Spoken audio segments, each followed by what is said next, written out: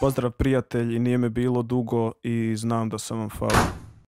Pošto nikoga ne zanima pravdanje, a i meni je postalo mrsko da govorim kako me stalno boli kurac. Pa zato što mi puca kurac. Da mi puca kurac. Nije što me boli kurac. Odlučio sam samo da skratim uvod. Pošto u zadnjih godinu dana, a i više, nisam pogledao ni 5 animea, dok sam sa mangama malo aktivniji, odlučio sam da u današnjem videu pređem par stavki. Prvo, najbolji anime koji sam pogledao u zadnjih godinu dana, drugo, najbolja manga koju sam pročitao u zadnjih godinu dana, treće, najbolja manhva koju sam pročitao u zadnjih godinu dana i četvrto, najbolja serija koju sam pogledao u zadnjih godinu dana.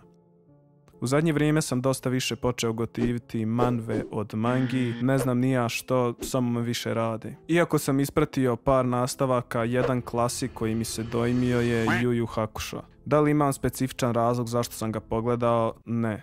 Dobio sam Netflix i pošto sam morao birati između manjeg zla, natjerao sam se da ga pogledam. Išla mi je na kurac što svaki put kad neko od main casta gubi, izvuče neko stranje iz šupka i pobjedi. Veoma originalno.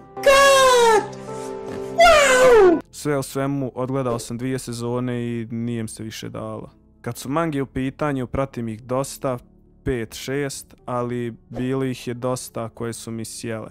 Shamo, Hell's Paradise, ovo stranje koje neću da mu čitam ime, Holy Land, dok imam i par nastavaka koje pratim. Međutim, jedna već duži vremenski period drži prvo mjesto, a to je Tomodachi Game. Iako se manga već bliži kraju, i dalje mogu reći da je najbolja koju sam ikad čitao.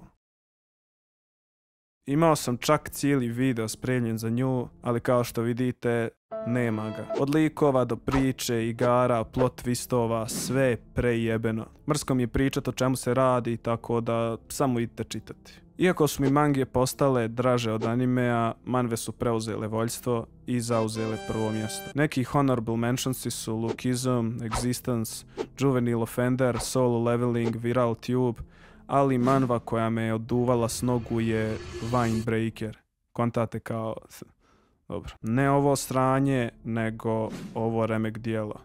Ima preko 500 chaptera i ne smiješi joj se još kraj. Ušao sam u nju ne znajući o čemu se radi i misleći da neću pročitat ni petinu. Međutim... Radi se o biciklizmu.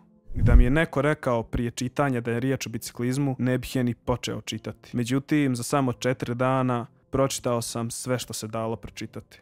Preporučujem da je pročitate i bit će vam žao da dođete do kraja. I sad, opet kažem, pošto sam dobio Netflix, uvijek sam se htio natjerati da pogledam jednu seriju. Iako nisam fan istih, ovu sam se natjerao pogledati i riječ je o seriji Face. Advokati. Ima 9 sezona, ja sam došao do 5. i ne možeš je prestati gledati. Pošto nisam prepričao ni uveo vas ni u jedan naslov, neću ni u ovaj. Samo vjerujte, brato. Eto, došli smo do kraja i ovog videa. Pitanje je hoće li izaći. Bavim se muzikom, bacite uvo. Izbacio sam EP, PTSD. Jednu od pjesama ćete čuti na kraju videa. Tako da to je to. Vidimo se. Ćus. Tim sebi gdje, oko mene samo prepičke, al ne vidi ništa pred sobom, jer u glavi samo kinta i prestiž je. Za mene sve su baš nebitne, jer želim samo zgrabit te cifre, jer neću dozvoliti da me sa 30 deda gladi ili bez prestigne.